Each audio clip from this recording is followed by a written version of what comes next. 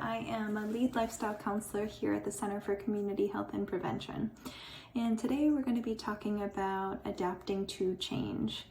In particular, scheduling changes. I think that there's a lot pulling at people's time and energy. I'm thinking about parents and children going back to school. And so I think there's a lot that's happening that can really require people to adapt and to change how they're spending their time or what they're spending their time on. So we're going to be taking concepts from self-determination theory and hopefully being able to consider what are some things to pay attention to, and hopefully able to navigate the changes in a way that promote health and well-being.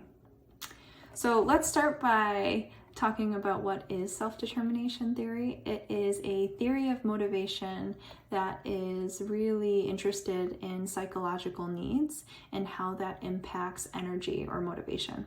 So the psychological needs are autonomy, competence, and relatedness. Autonomy is the need to feel like we have choice, that we have some ownership over the things that we're doing or the actions that we're taking. So we want to feel like we are in control, that we are not just a puppet on strings. Second is competence. So the need to feel effective, the need to feel like the things that we are engaging in, we have a desired outcome. And third is relatedness. So the need to feel connection to the important people, that our perspectives are important and that we're heard. So how might these psychological needs and kind of paying attention to them might help inform how we're navigating some of the changes, particularly schedule changes. So first of all, I think it's important to note that oftentimes schedule changes or changes in general are an outcome of things that we can't control, that things happen in life that we have to adjust to. So inherently there's less volition in things that are happening. So autonomy, the piece that I think about is the how we're navigating these changes. Is there a way that we can navigate them that we have more ownership of, and that we can really stand behind? So it's the how are we navigating it? Competence, this is where I think of what resources do we have? What do we feel like is missing for us to feel really confident that we can do this or we can navigate it?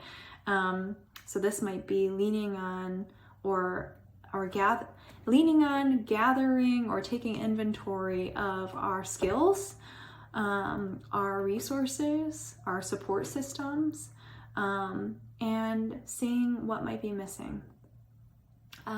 It also might be important to consider what is actually on our plates, and is it possible that we can help create an optimal challenge by taking some load off, saying it's okay that I don't get to this thing now because I am making space for this challenge or this adaptation, and I need to change my schedule in order to accommodate that. So maybe for now I can take it off and be okay.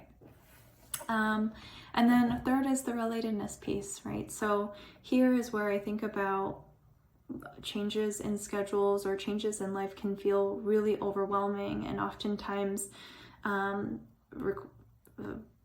reduce some of the time that we have to spend with our loved ones or people we care about.